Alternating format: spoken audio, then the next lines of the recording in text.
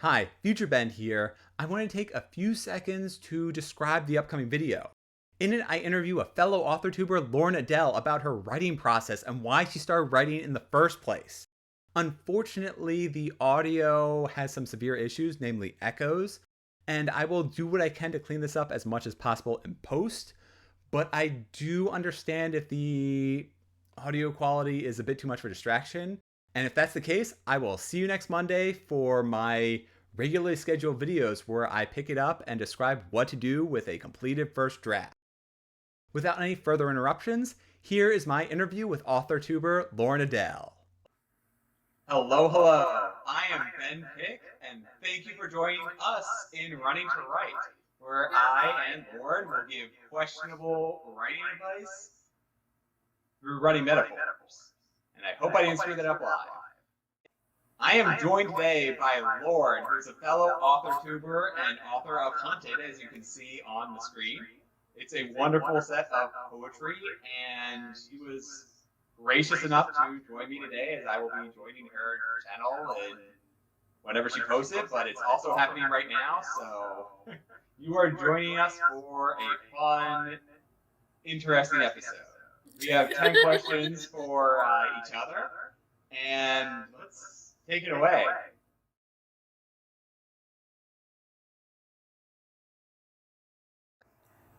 So I think this depends on how inspiration hits me. A lot of times I think it comes from listening to music, so a certain line of a song will stand out to me and it'll be like, I think I'll like take it and run with it. Or sometimes I'll be watching a movie and I guess like the theme from that will strike an idea. Um, I'm also in a bunch of different like book cover groups on Facebook, and sometimes the images from them will spark ideas. But I've been really bad about it because like I'll be trying to work on a working project and be like, "Ooh, a shiny new idea." It's like, okay, write this down and then go back to the project instead of being like, an idea, ooh, an idea, and then nothing gets worked on. That is the writer's curse. Right? That you get so many ideas that you don't know which one to like try and see through.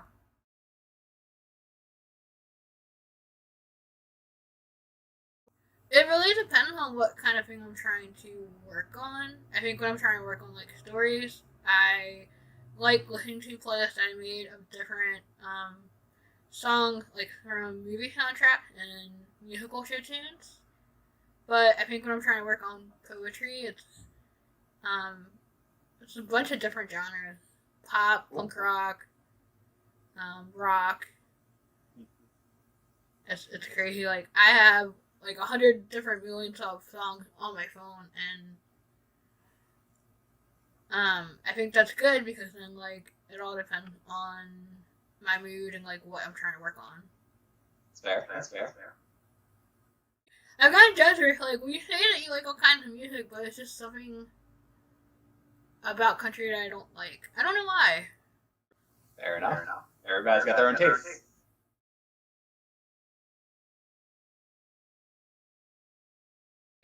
Well, it's so crazy that I always go back to the thought that as a kid I actually didn't like reading. Um, I think it goes back to the idea of like being forced to read certain things in school, and so you see reading as a chore. Um, it wasn't until I got older and I tried to find books or characters that felt like I could relate to that made me enjoy reading more.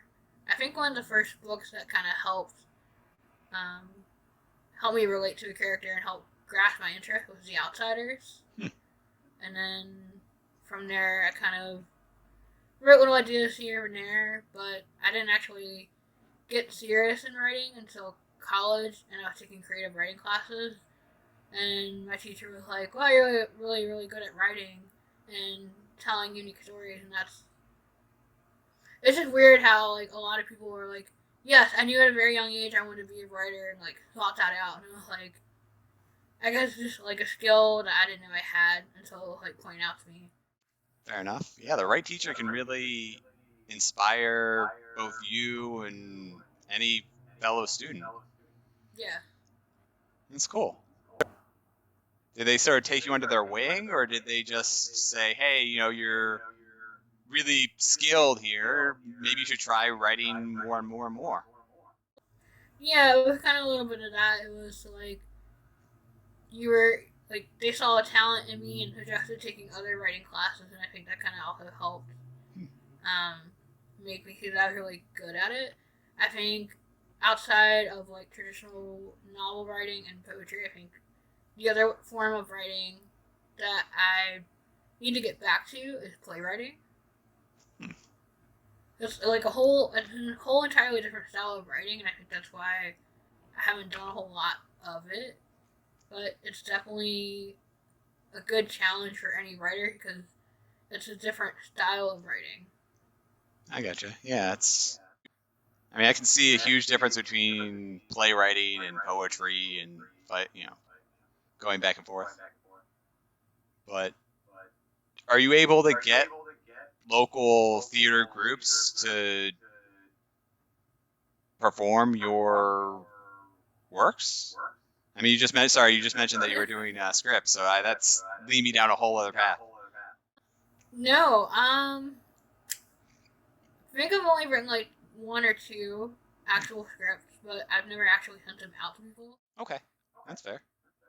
I mean, there's nothing wrong either way, but I know a lot of people who do write just for themselves. Um, so you, I just heard you say script writing, and that sent me down a whole nother path. Yeah.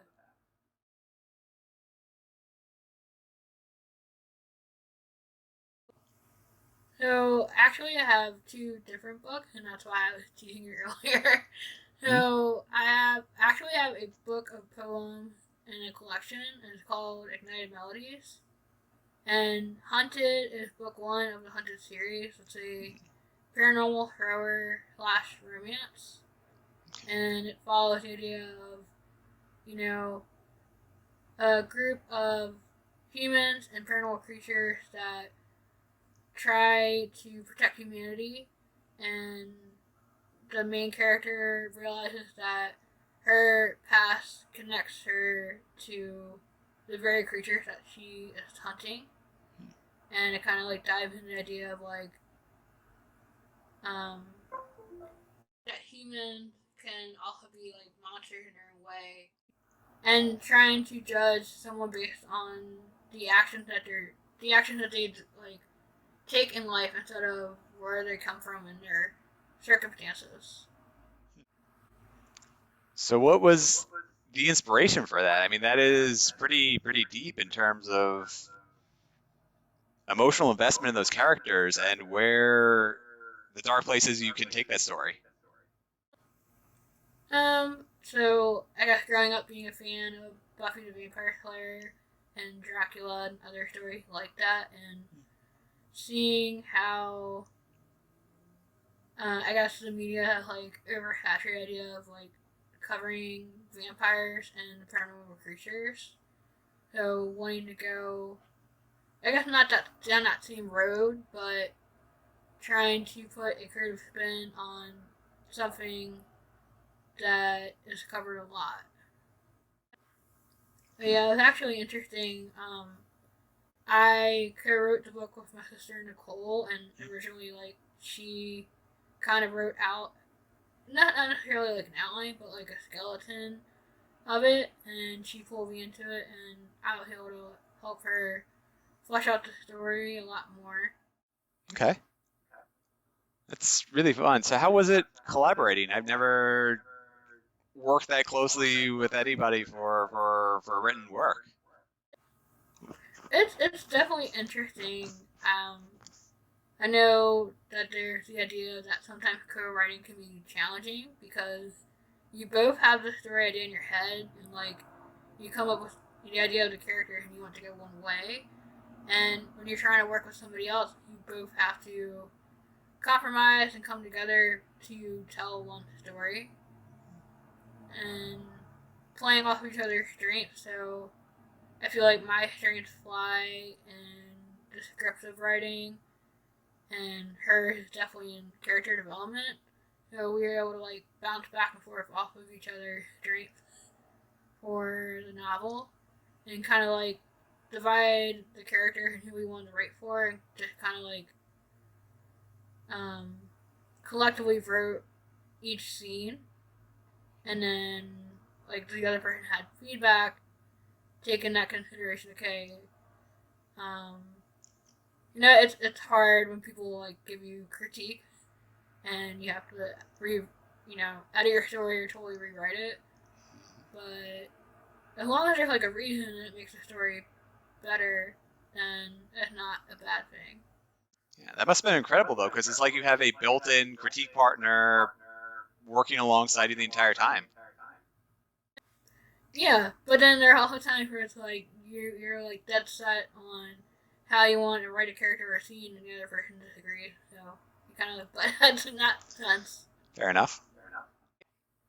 Then in that case, how did you prefer to start writing the novel? Did you go from page 1 and move on? Did you start in chapter 2, the major climax, go forwards and then work backwards? Or what was your process? You mentioned the skeleton outline, but how did you flesh that out? Starting from chapter 1 and kind of going forward. And I think that's good to do, like, even when you're doing the revision and doing editing, is going back to the very beginning of the story and reading it as a whole. And then, like, don't really do any edits, just go read it as a whole, and then go back and do edits. I feel like we learned this the hard way, because when we first tried to publish the book, there were issues with chapters not being in the right order, and scenes that should have been cut were still in the book. So we had to take the book off of Amazon and edit it and then put it back up. Must have been really scary. Well, I mean, it's frustrating because Frustrating. You're reading it and you're going over it and you think you got everything, but I think being too close to it, you don't see the thing. We didn't even see it until we sent it out to beta readers, and they pointed out, and they're like, "No, how do we not see it?" Oh, it's so. You said it perfectly. Frustrating. I mean, at least they caught it in Amazon, but at least they caught some of those issues with the beta readers, and then you were able to pull it quickly, so it wasn't like it was a year down the road. Yeah, but some people had already ordered a book, and I'm like, so I knew you already ordered a book, but how did we edit it? I'll give you this one for free. That's nice.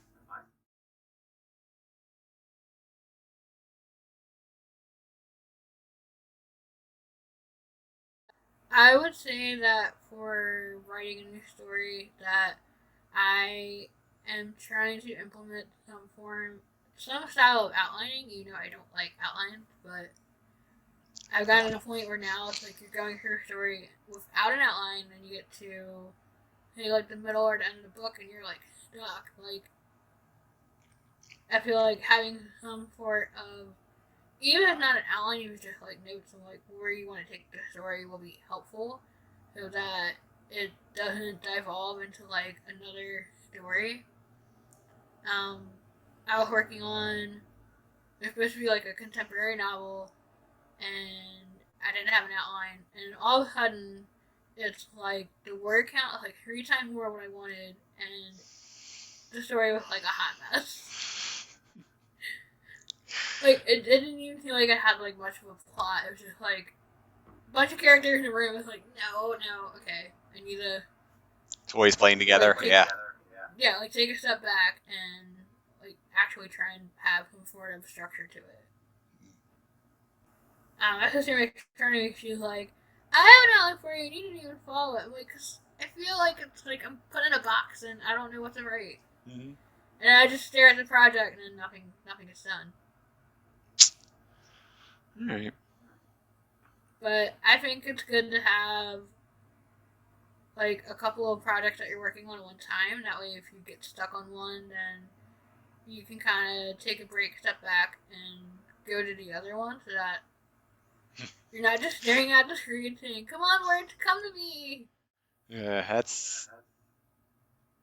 that can be difficult. I think I started this year like that, where I had one story that was beta readers that one story that I sent out to beta readers, one story that I was editing, and then one story that I was trying to write, and I just dropped the one I was trying to write because it became way too confusing.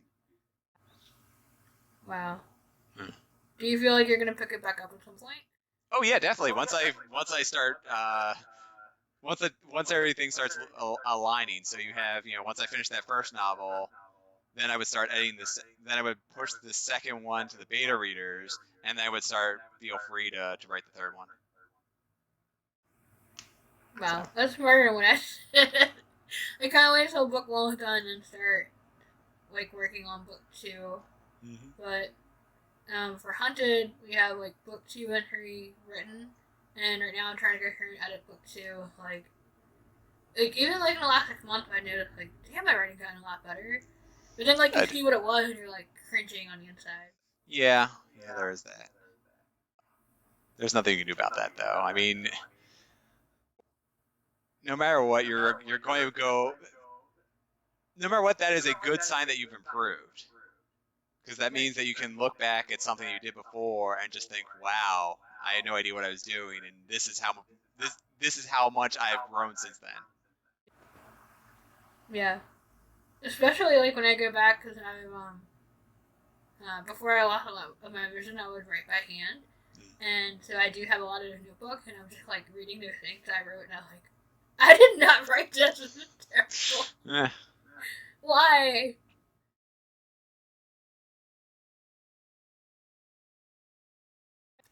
So I've tried finding time in the mornings to write, but I'm not really creative in the morning. So I've tried to set time in the evenings to write. So usually like after 8 p.m., I'll set 2-3 hours to write then. Because I feel like otherwise my day is kind of hectic. I don't have a lot of time for writing. Sometimes I'll have an hour lunch, so I'll try to write during then. Or taking public transportation, like on the bus. If I'm listening to music, sometimes I'll like jot little notes down of things that come to me. So I guess just trying to find any little window throughout the day for writing. That makes sense. Which came first, a love of reading or a desire and the skills to write? You had mentioned that you did a class in college, your creative writing class in college. Right. Is that where everything just sort of exploded for you in terms of writing, or was there anything before then or after that, or do you enjoy reading now? Yeah, I think it's definitely helped connecting with other writers to find different things that I read. Like even just with like BookTube, I noticed that like a lot of booktubers will do like a TBR or recommending books, and I think that's a good way to try to find books to read outside of the things that you tend to like. Because otherwise, like I feel like I would just only read fantasy or like YA books. Nothing wrong with that. Recently I've tried to read like Victorian books, and I'm like, that's hard.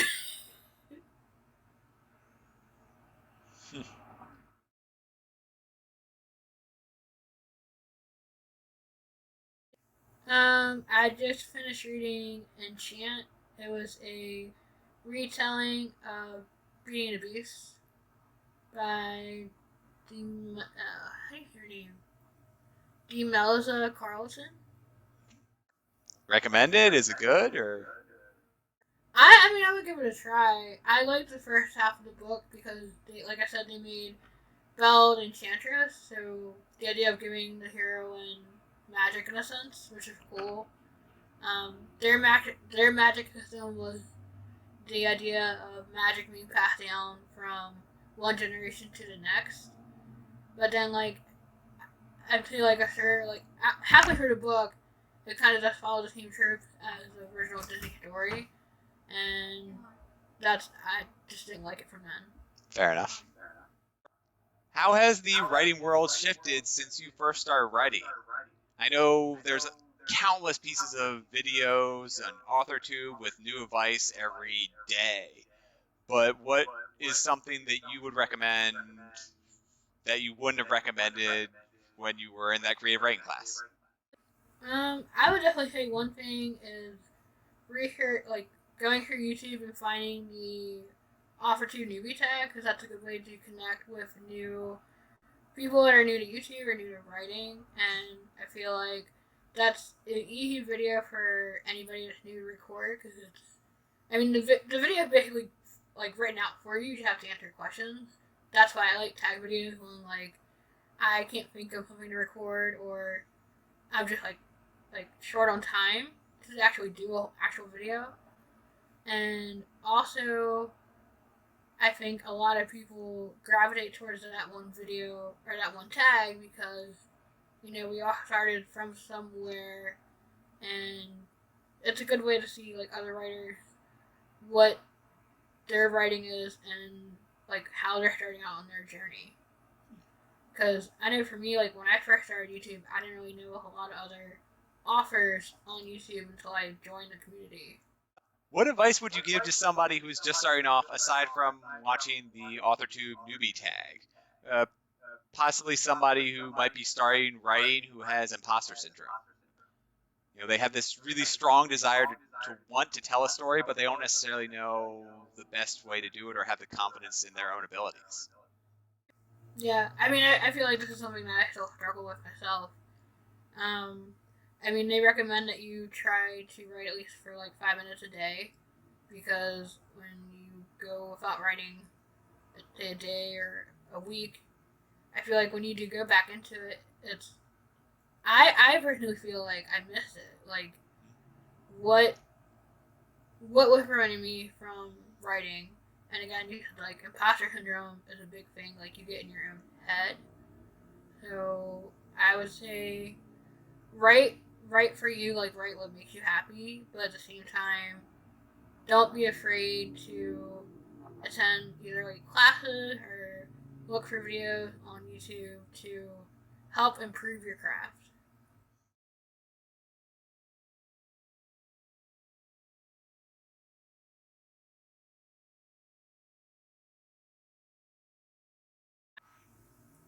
I would say definitely try to reach out to other people in the community, because I think by having a supportive network, you don't feel so alone. I know for me, like that's probably like the biggest thing that I've gained from doing YouTube and doing Authortube is connecting, connecting with Ben and connecting with so many people on YouTube that makes you feel more connected, and also the community is there to help answer questions that you might have, that you might like. I know for some people they don't have people in their life that like reading and writing, so they don't feel like they have that person to reach out to if they're struggling with writing, or just have like a general writing question. Well, thank you, Lauren, for coming in and over video and just speaking and sharing your advice. This has been really wonderful. And why don't you let everyone know where they can find you? Instagram, Facebook, whatever. Sure. So, you can find me here on YouTube. My channel is Author Lauren Adele, and it's also my same handle on Instagram. That's where you can mostly find me. I'm on Twitter as well, but I don't really use it that much. Nothing wrong with that. I don't either. And where can people find your work? Just one more time. I know it's been going across on the bottom, but we can officially hear you say it. Oh, so both Hunted, The Mortal Kiss, and my poetry collection, Ignited Melody, both can be found on Amazon. They're available in print and Kindle as well. Well, thank you again, Lauren. I really appreciate you joining me on this video feed. It's been wonderful. And thank you, everyone else, for joining us. I hope you learned something or learned about another author's processes, and you can adapt them as you see fit. Thank you for joining us, everyone, and you can come back next Monday as I go and resume my series. It's a new season, and I'm going to be discussing and starting off with what to do with a manuscript after you've finished. Take care.